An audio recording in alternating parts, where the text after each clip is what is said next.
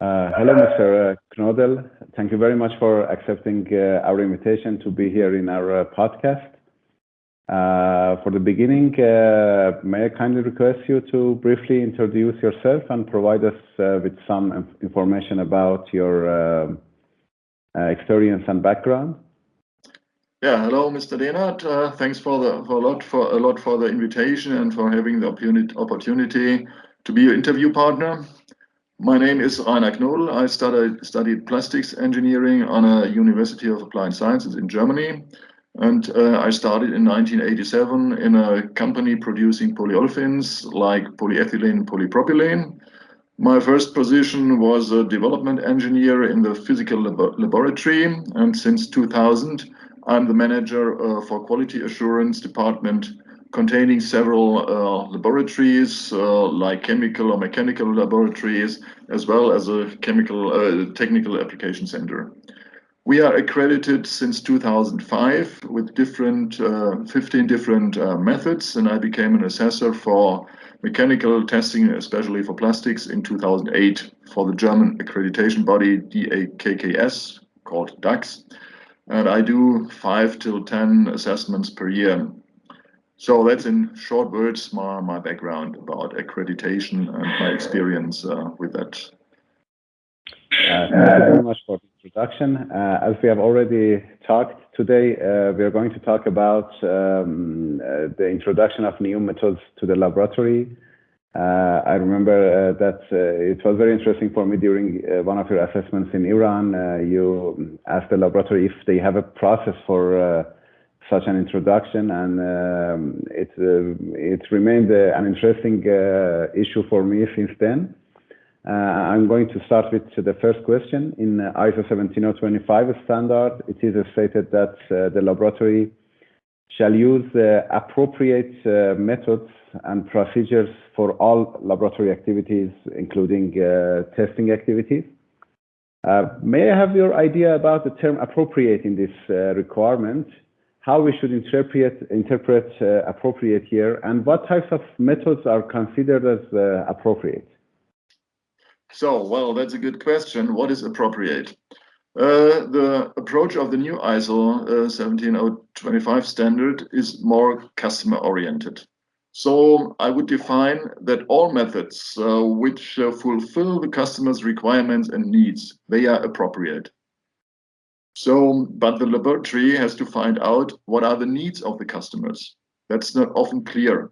So it's quite easy if the customer has the knowledge about that and he knows exactly what he wants. So maybe he asked for a tensile test in accordance to ISO 527. So it's quite easy for you. But often the customer do not know what they want. So it's your task to give him advice and to ask him what he really needs. And then then you need to evaluate if that is appropriate for your laboratory itself. So you have to think about, are we able to do this method? Do we have the resources, and is it worthwhile to perform the test? Well, we will come back to this item later, but you have to look what is appropriate for the customer and what is appropriate for you. And so if you think you're able to do that, but it's just one test per year, then it's not appropriate for you to perform this test. You have to look, is it worthwhile? How much effort I have to invest for that? And so you have to look, what are you able to do? So that, I think, is the definition of appropriate in the sense of the ISO standard. Based on your response, in many cases, the customer does not provide us with sufficient information about the test methods that they need. They only need some tests to be done, and we should define if the selected method is appropriate or not. Yeah. My next question is that what factors need to be considered when we ourselves are going to select the test methods? There are some performance-related factors, such as how precise our method is, if it has a significant bias or not, and similar characteristics. And there are some business related factors concerning time and money. If it is a time consuming method, if it is too expensive to perform such a method. And typically we need to find a balance between two types of factors. Could you please let us know how we should keep this balance? How should we find this optimized point considering these two types of factors? So, well, that's quite difficult to find these balance. It depends on your factors in the laboratory. But you're indeed you're right. There are performance and business related factors which both has to be considered. At first, you have to differentiate or to distinguish if you have a new method based on a standard, on a national or international standard, or would you like to use a self-developed procedure? That is the first thing you have to think about. If you select a standardized procedure, the performance factors are usually described in the standard, so you don't have to do that. There is the bias, there is a precision, and so on. That's normally described in the standard, and so you don't have to worry about that. You just have to verify if you are able to do that. So you don't need to validate it, you just to make a verification if you are able to do that. It's much more difficult if you use a self-developed method. There are, I will refer to the interview with Lawrence Sibison. He made some interesting comments about validation and verification, and that's really necessary to introduce a new method.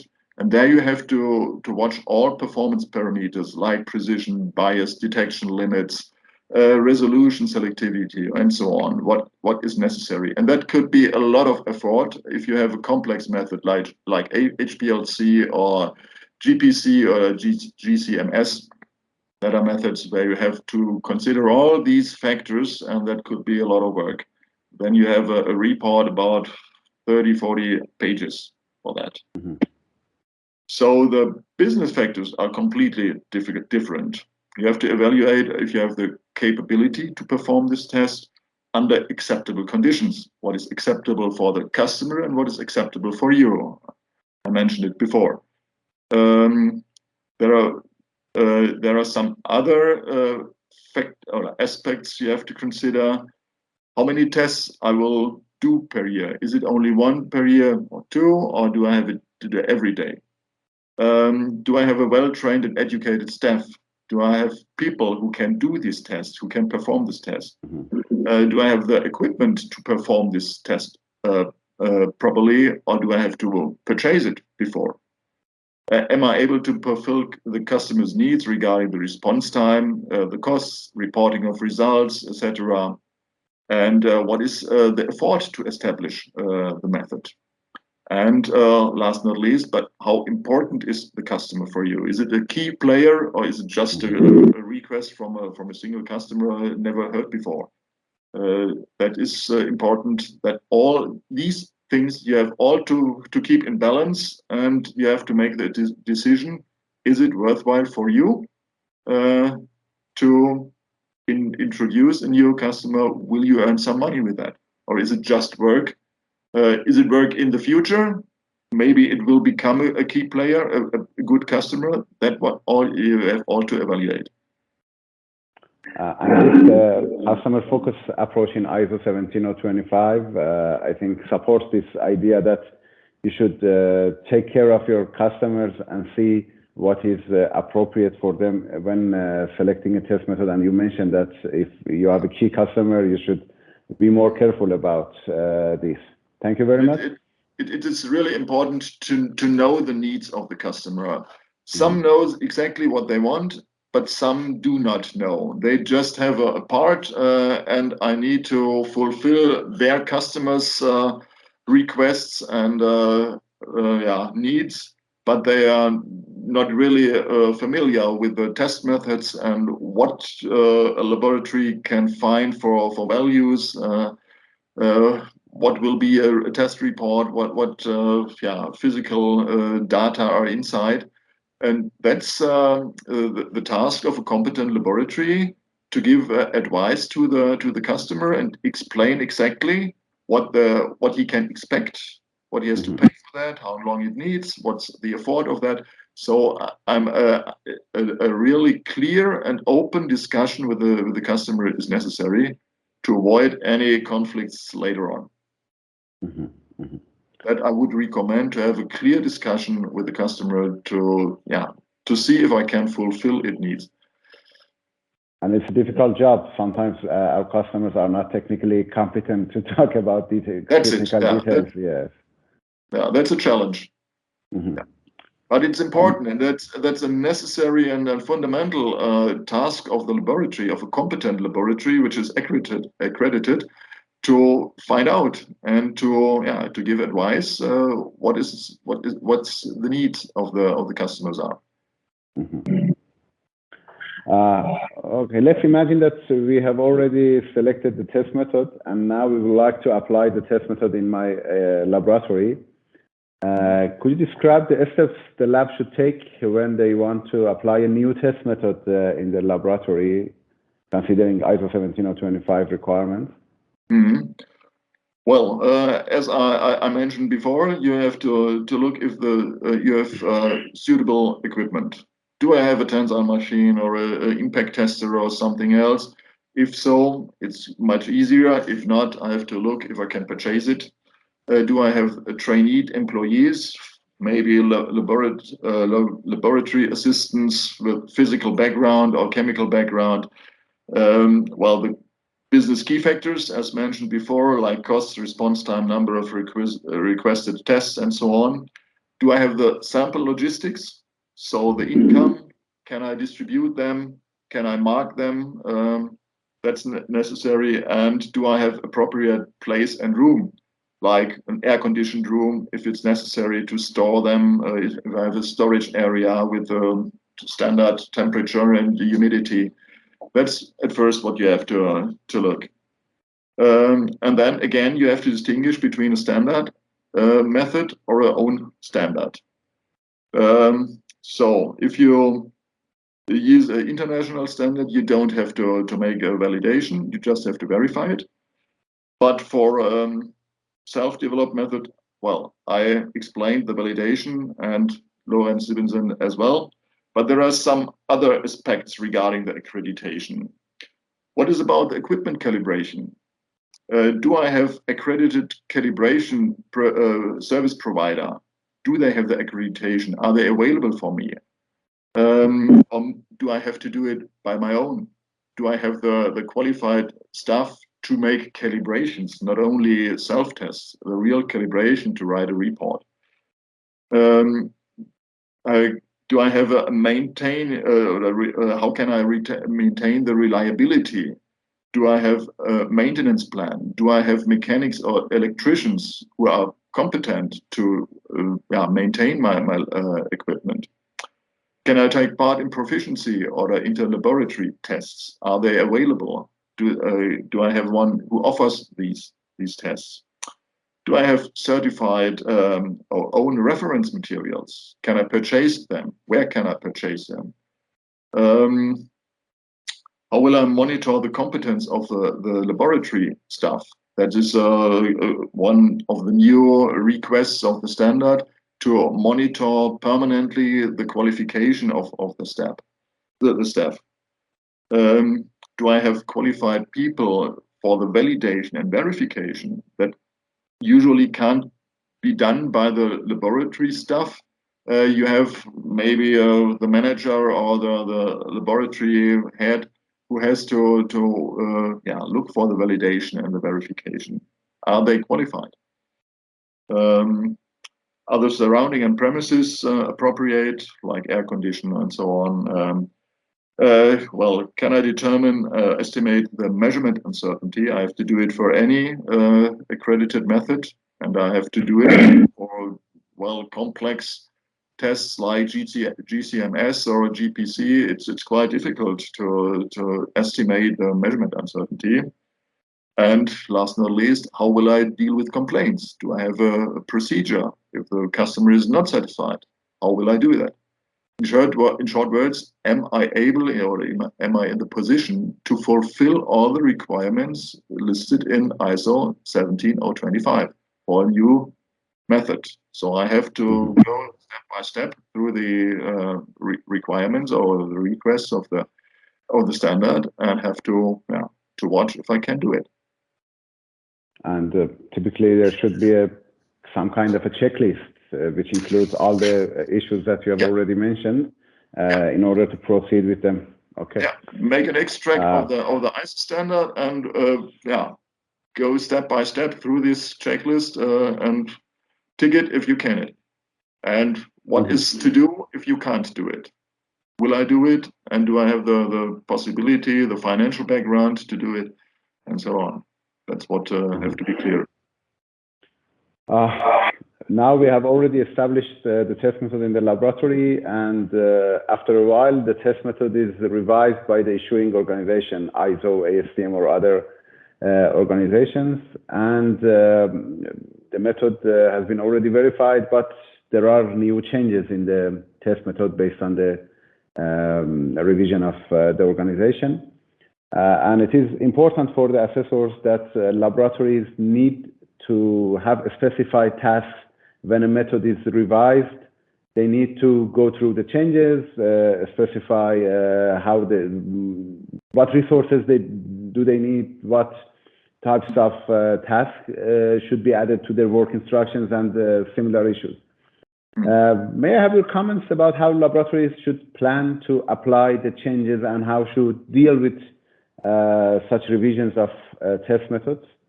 So, well, I think you need to have a procedure written down. Well, maybe a checklist step by step. At first, you have to be sure that you got the new standard. Maybe we in Germany have a distribution company who is the only one who distributes standards in Germany. And I think in other countries it will be in the same way. So maybe you can make a contract with them to get an information about all these new standards which are relevant for you.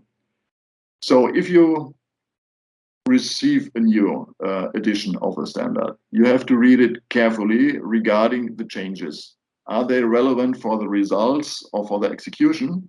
So you have to verify if you're still able to do that. Are there minor changes? Maybe the speed has changed or something else. That should not be the problem. I know it from the environmental stress crack resistance. There was a major change regarding the wetting agent, regarding the temperature, and everything has changed. So you have to watch, are you still able with your equipment to perform this test?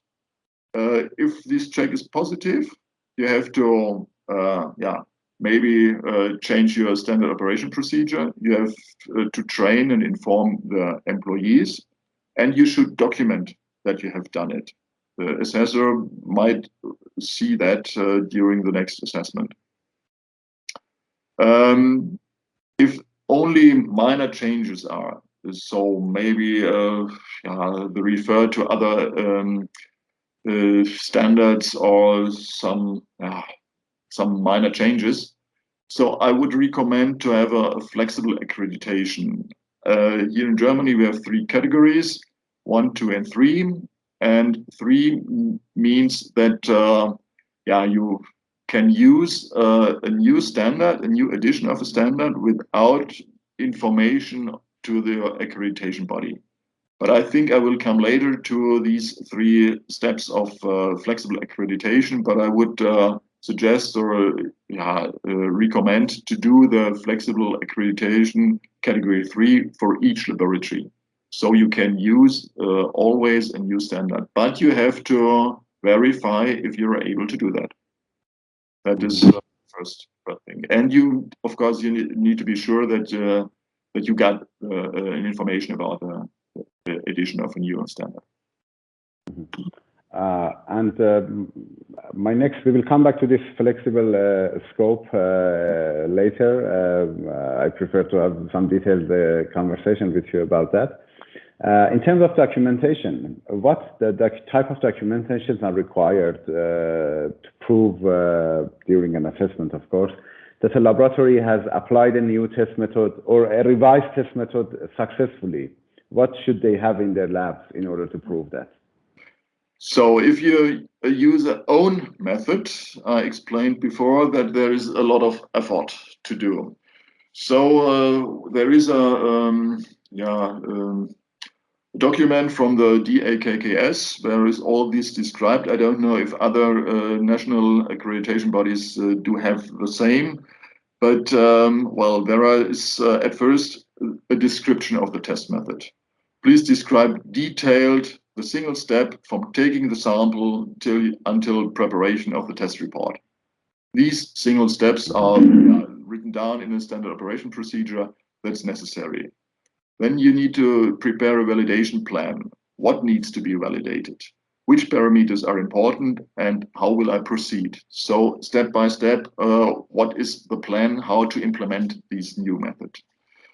You will gain some raw data during this validation. Please keep them all. The assessor will see that so that he can follow the way how you have done it and which data were gained to write a report about that.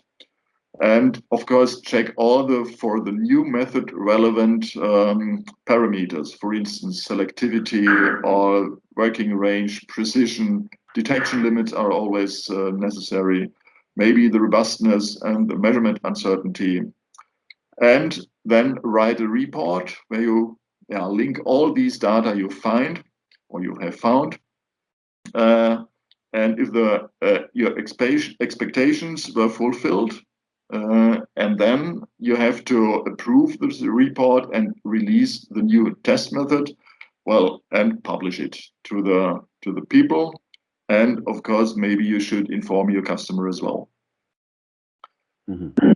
So if this work has successfully done, so please send a request for extension to your national accreditation body, because they will have a following then an additional assessment to watch if all these work you have done are in accordance to the ISO standard 17025.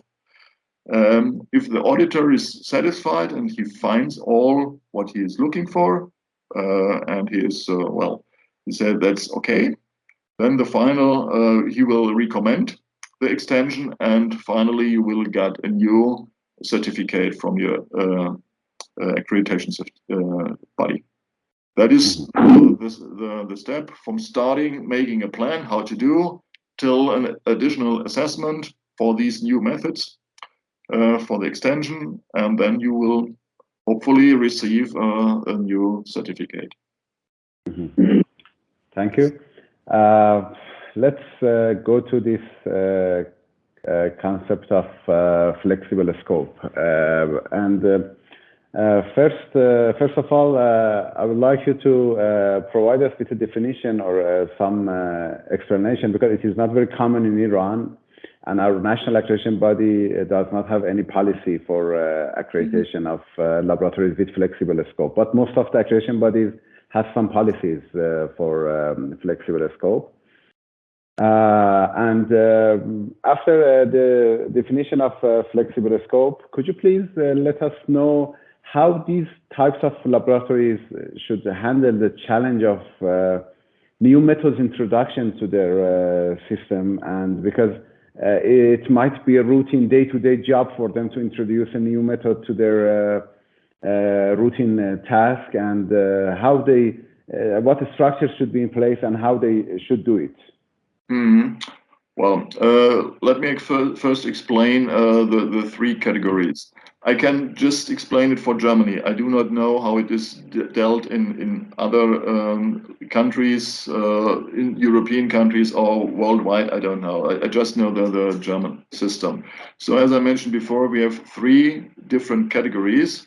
The lowest level is category 3, where you can use always a new standard or a new edition of a standard without prior information to the accreditation body.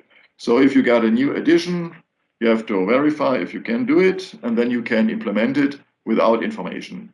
Well, during the next assessment, you will write a new amendment to your certificate and send it to the accreditation body, and you will get a new printout with the new data. That is not possible for own created or developed methods. You can't apply accreditation step 3. But I will recommend to do it if you use always standard methods. I will strictly or strongly recommend to ask for these category 3 because it's just a cross in the request.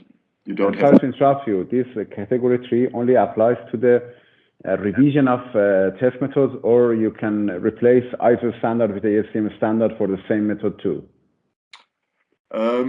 Yes, you can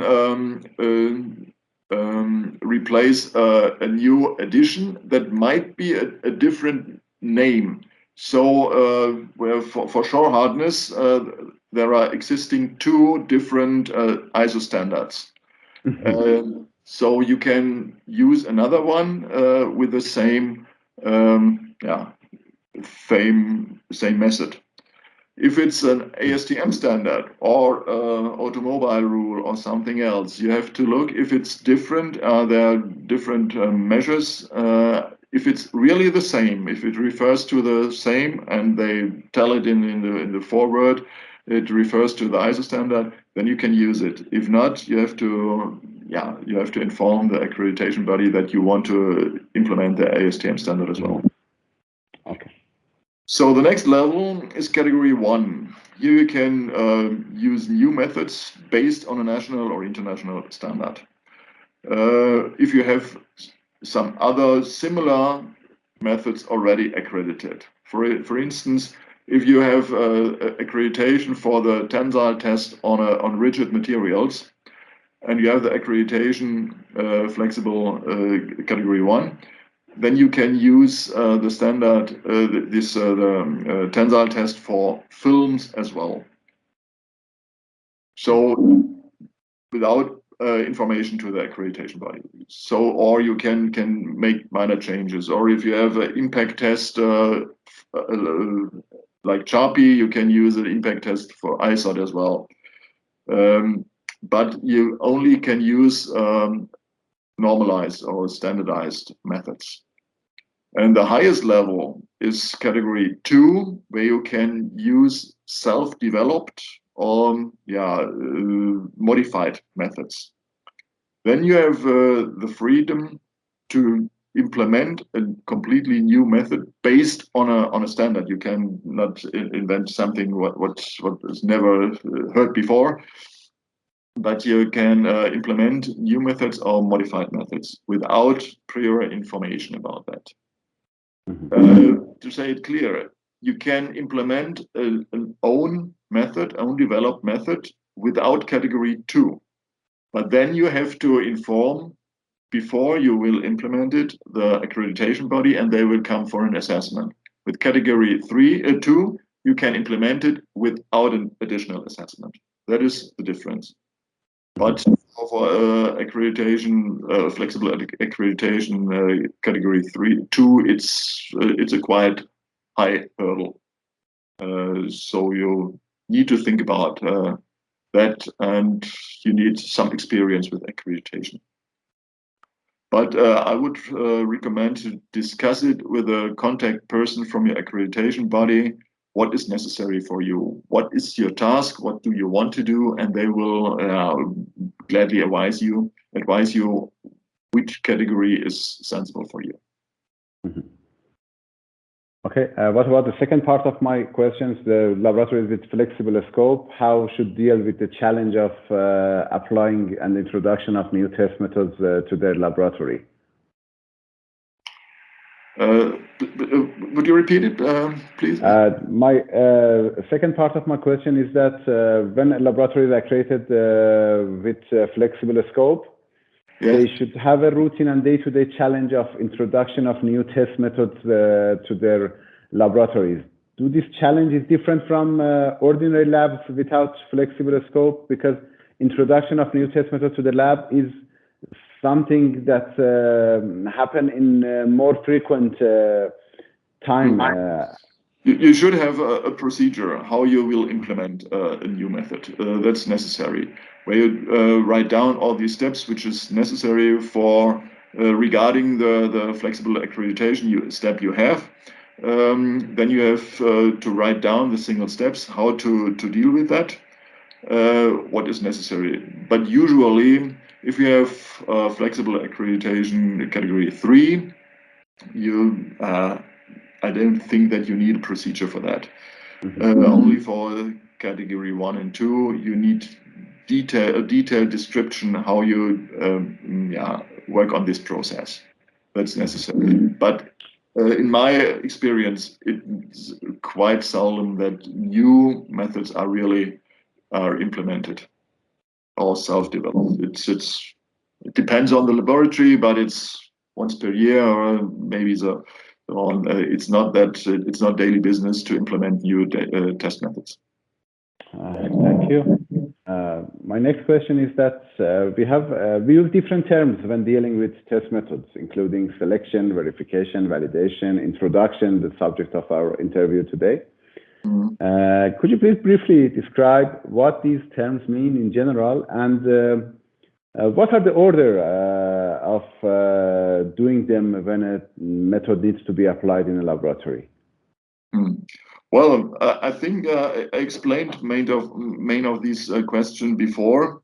At first, you have to distinguish between the implementation of a standard test method based on a standard, or if you introduce a new method.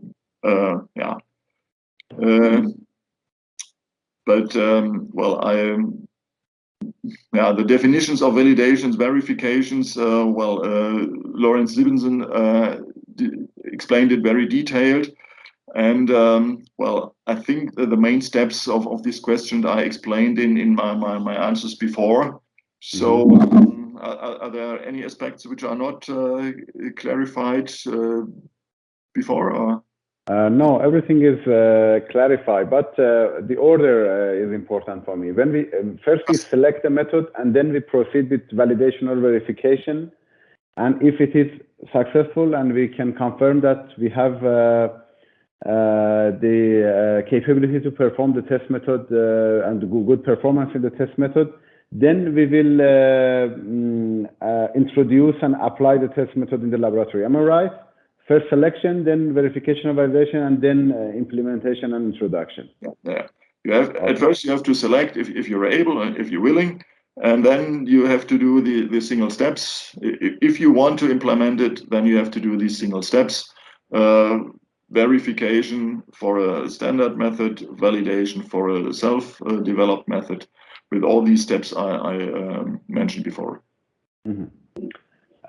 In some laboratories, especially the ones with flexible scope, the test methods might be recommended and chosen by the customer, and the customer is a key customer, as you mentioned, and introduction of a new test method is a routine practice in the laboratory, and time is also an important factor in that case. What are the considerations for a laboratory of applying test methods recommended by the customers in the laboratories? Yeah. So if the customer asks for a certain procedure based on standard, or for an automotive role that is a standard as well, you just have to verify if you're able or willing to do that. That's the easiest way. Regarding the ability, please check if you have the equipment, the premises, the trained staff, the infrastructure for sampling collection and handling and so on. And can you fulfill the standard ISO 17025 for this method? That is what you have to ask yourself and to answer to the customers. Regarding the willingness, you have to evaluate the business factors I explained before.